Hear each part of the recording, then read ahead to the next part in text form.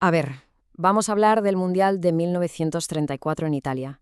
Este es, sin duda, uno de los torneos más complejos y debatidos de toda la historia del fútbol.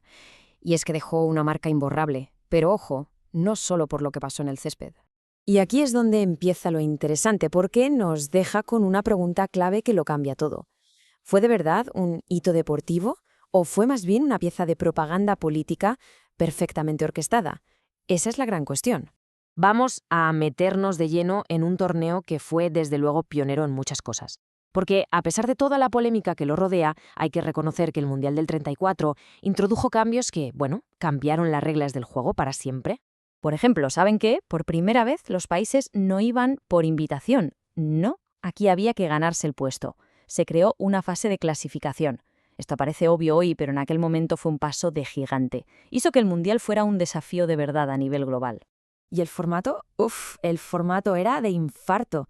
Eliminación directa desde el minuto 1. O sea, octavos, cuartos, semis y la final. No había fase de grupos, no había segundas oportunidades. Perdías un partido y para casa. Cada encuentro era literalmente una final. Pero claro, ¿y si había empate? Hoy tenemos prórroga, penaltis, pero en aquel entonces, ¿qué se hacía? Pues algo increíble. Se jugaba otro partido entero al día siguiente. Un partido de desempate. Imaginen eso, la tensión, el cansancio, jugar dos partidos a vida o muerte en menos de 48 horas. Una locura. Además, esto no fue cosa de una sola ciudad. El Mundial se repartió por toda Italia. Roma, Milán, Turín, Florencia, hasta 8 sedes. El objetivo era claro, mostrar al mundo entero la capacidad de organización del país. Fue un escaparate nacional en toda regla. Y ojo, que la cosa no se quedó solo en Europa. El Mundial del 34 también hizo historia a nivel global. ¿Por qué? Porque Egipto participó. Fue la primera vez que una nación africana jugaba una Copa del Mundo.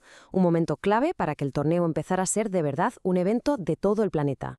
Pero claro, todo este despliegue, toda esta organización, tenía una cara B.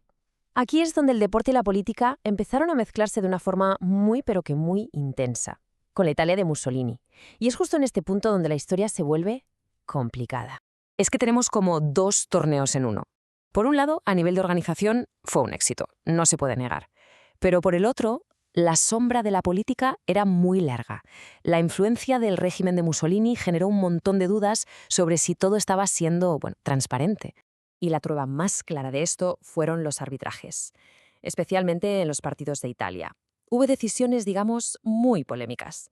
El caso más famoso fue el partido de cuartos contra España. Fue un partido súper violento, con un árbitro que fue muy criticado, tanto que se tuvo que jugar un desempate. ¿Y qué pasó? Que la selección española llegó tan tocada por las lesiones del primer partido que apenas pudo competir.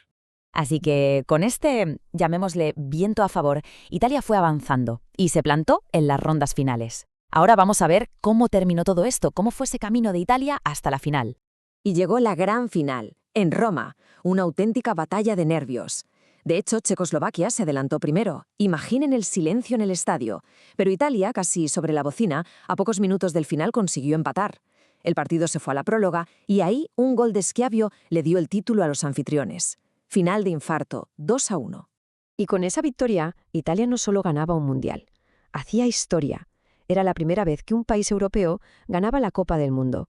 El trofeo, por fin, se quedaba en el continente. Esa final fue la guinda a un torneo que, a pesar de toda la tensión política, en lo futbolístico fue un espectáculo de goles. 70 goles en 17 partidos. Una locura que nos habla mucho del estilo de juego de aquella época, ¿no? Súper ofensivo.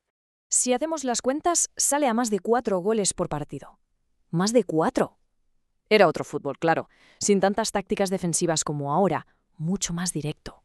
Puro ataque y emoción. Pero aquí viene la parte curiosa. El máximo goleador del Mundial no fue italiano. Fue un jugador de la selección subcampeona, el checoslovaco Oldrich Nejedly, que metió 5 goles. Un premio de consolación un poco amargo para él, imagino. Muy bien, entonces, con todo esto sobre la mesa, ¿cómo recordamos el Mundial de 1934? ¿Qué nos queda de aquel torneo tan importante, pero a la vez tan polémico? Pues al final, su legado es justo eso, una mezcla de luces y sombras. Por un lado, introdujo cosas fundamentales como las fases de clasificación y ayudó a que el Mundial se convirtiera en el gigante que es hoy. Pero por otro, siempre tendrá esa mancha, esa sombra de la controversia política que es, simplemente, imposible de obviar.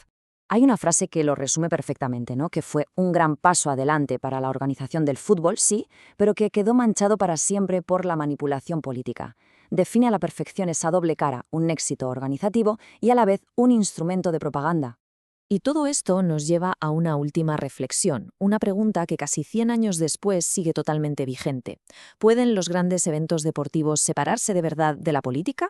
¿O es algo imposible? Es una pregunta que la verdad sigue ahí, flotando en el aire en cada gran competición que vemos.